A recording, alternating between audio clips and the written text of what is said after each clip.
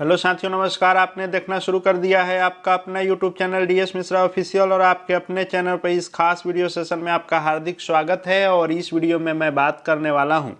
कि चाहे किसी भी संवर्ग के शिक्षक हों, यानी नियमित शिक्षक हों या आपको विशिष्ट शिक्षक हों या विद्यालय अध्यापक हों या प्रधान शिक्षक हों या प्रधान अध्यापक हों, सभी जो स्थानांतरण का राह देख रहे हैं उन सब के लिए विभागीय ऑफिशियली जो बयान आया है और ऑफिशियली जो बातें बताई गई हैं स्थानांतरण के संबंध में, उसी पर पूरी बातचीत करूंगा कि कब तक स्थानांतरण होने जा रहा है, किनका कब होगा, जो नई ट्रांसफ़र पॉलिसी आने वाली है वह कब से लागू होने जा रही है और क्या कुछ शिक्षा विभाग के द्वारा ऑफिशियली कहा गया है, उसी की जानकारी दूंगा। तो वीडियो खास होगा, अंत तक मेरे साथ बने रहेंगे। और यदि चैनल से अब तक नहीं जुड़े होंगे तो चैनल को सब्सक्राइब करके बेल आइकन को प्रेस कर लेंगे, ताकि आगे भी शिक्षा जगत एवं शिक्षकों से संबंधित महत्वपूर्ण जानकारी आप तक पहुंचती रहे। तो शिक्षकों या प्रधान शिक्षकों, प्रधानाध्यापकों के ट्रांसफ़र को लेकर के जो सदन में सवाल उठा है और सवाल किया है माननीय विधायक जो है संदीप सौरभ, जो मुखर होकर के शिक्षकों के मांगों के लिए अपनी आवाज़ उठाते रहते हैं, उन्हीं के द्वारा एक बार फिर से शिक्षकों के, प्रधान शिक्षक और प्रधानाध्यापकों के, इन सब के ट्रांसफ़र से संबंधित प्रश्न किए गए। और प्रश्न यह है कि क्या यह बात सही है कि शिक्षा विभाग द्वारा बीपीएससी टीआरई 3 से चयनित शिक्षकों को छोड़कर अन्य सभी श्रेणी के शिक्षकों, यहाँ तक कि टीआरई 3 के बाद नियुक्त प्रधान शिक्षक और प्रधानाध्यापक का अंतर्जिला स्थानांतरण किया जा रहा है। दूसरा ये था कि क्या यह बात सही है कि अन्य शिक्षक संवर्गों की तरह टीआरई 3 से चयनित शिक्षकों को भी उनके गृह जिला से 300-400 किलोमीटर की दूरी पर पदस्थापित किया गया है, जिससे उनका पारिवारिक और शैक्षणिक कार्य प्रभावित हो रहा है। और तीसरा था कि यदि उपर्युक्त खंडों के उत्तर स्वीकारात्मक हैं तो क्या सरकार टीआरई 3 से चयनित शिक्षकों को अंतर्जिला स्थानांतरण कब तक करने का विचार रखती है, और नहीं तो क्यों।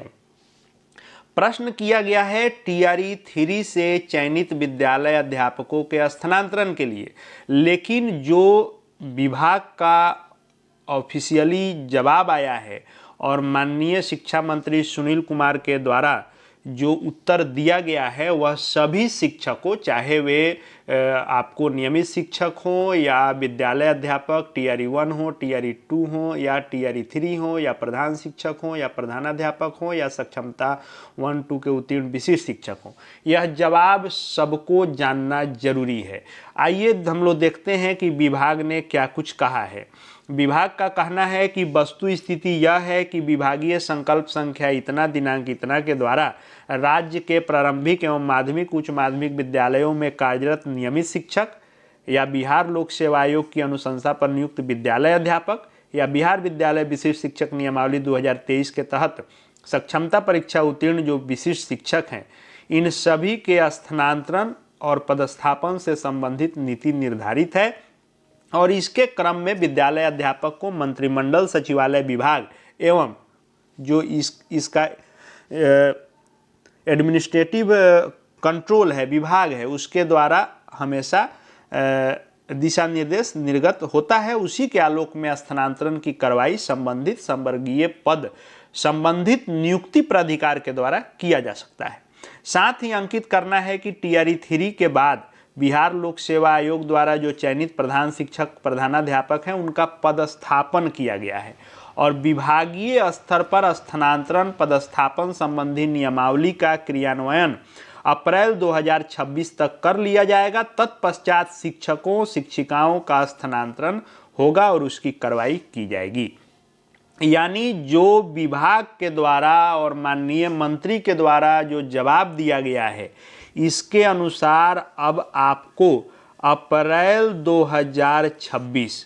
ये डेडलाइन दिया गया है विभाग के द्वारा। और जो हमेशा हम लोग बात कर रहे थे कि नई ट्रांसफ़र पॉलिसी आने जा रही है, जो सभी संवर्ग के शिक्षकों पर लागू होगी या प्रधान शिक्षक प्रधानाध्यापक जो भी शिक्षा विभाग के अंतर्गत बहाल हैं उन सब पर यह नई पॉलिसी लागू होगी और इस पॉलिसी का क्रियान्वयन अप्रैल 2026 से शुरू हो जाएगा। यानी एक बार फिर से जो स्थानांतरण है वह अप्रैल 2026 से होना शुरू होगा, क्योंकि जो नई नियमावली लाई जा रही है उसमें सब कुछ दर्ज किया जा रहा है कि किनका स्थानांतरण कितने दिनों के बाद होगा, जिले के अंदर कैसे होगा, अंतर जिला कैसे होगा, किनका कब कितने बार किस प्रकार से होगा, सब कुछ उसमें तय रहेगा और उस पॉलिसी के आधार पर स्थानांतरण की प्रक्रिया अप्रैल 2026 से शुरू होगी। तो चाहे टीआरई 3 जिनका अभी तक एक बार भी स्थानांतरण नहीं मिला है, सुविधा नहीं मिला है, और सदन में माननीय मंत्री ने ये भी कहा कि चूंकि ये अभी परीक्षा अवधि पर है तो इनका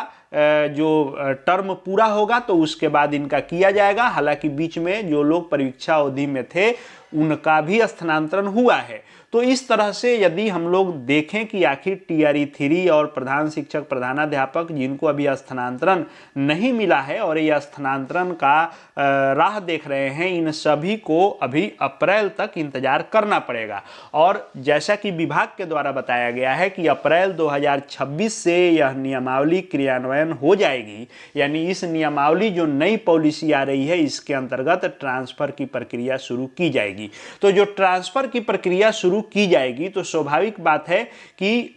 सिर्फ टीआरई 3 और प्रधान शिक्षक प्रधानाध्यापक जिनका स्थानांतरण अभी तक नहीं हुआ है सिर्फ उन्हीं पर लागू नहीं होगा। जो नियमावली आएगी वह सभी संवर्ग के शिक्षक, चाहे नियमित हो या फिर आपको सक्षमता उत्तीर्ण होंगे, जो आपको टीआरई 1-2 के होंगे, यानी कहे तो सभी संवर्ग के शिक्षक या एचएमएचटी सभी पर वह नियमावली लागू होगी और उस नियमावली में जो कुछ भी पॉलिसी तय की गई रहेगी उसी नियम के आधार पर स्थानांतरण का लाभ सभी को मिलेगा। तो एक तरह से अभी आपको